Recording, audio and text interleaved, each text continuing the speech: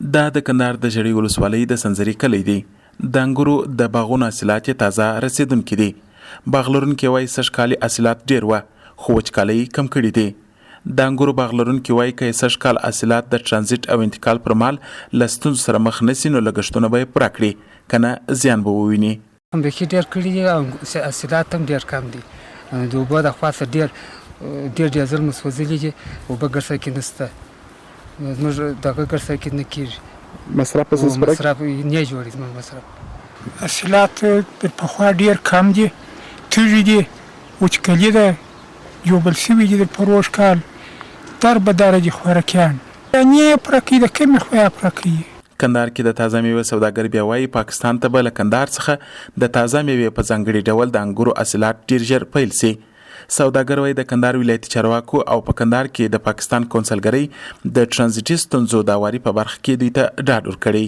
اصل کې به 2% پاتې شي نور په ګر لاس نه واخلي. یو تاوان کې مشکل دي غټ مشکلات راځي ما بینسته هیڅوک نه کوي دا کار هیڅوک سره نه ورته ښه کوي. دا هلته بیا لمر ته غورځوو په دشتو کې موږ هغه خواته نو باره پیدا نه کړي. انشاءالله اوس پاکستان موږ ته دا اطمینان راکړي د کونسلګرۍ ته موږ ویل د کونسل صاحب موږ ته دا اطمینان راکړي ډېرې ښه خبرې یې وکړلې. انشاءالله طالبان هم دا کوشش کوي چې لاره مزینه ورته مساعده کړي. غوښتنه به هغه ده چې لاره موږ لرو د انسان د کاروبار د انګورو میوه دا میوه غوښتنه دا باید دغه ته ووځي. معنی داسې نه شي چې هغه عملیان سره تکالیف.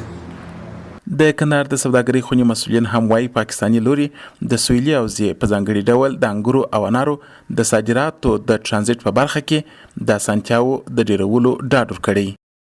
انشاءالله موږ پر دې ډېر تاکید ورسره کړی دی او دوی وعدې کړي دي چې حتی داسې مو ورته ویل دي چې په هیڅ صورت باید په تجارتي بخش کې موږ تاسې مشکل سره ونه لرو.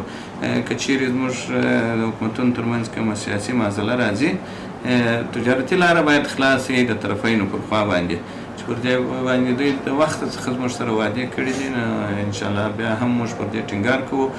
راتلونکي 6 میاشتې د کندهار د تازه میوې د حاصلاتو فصل دی.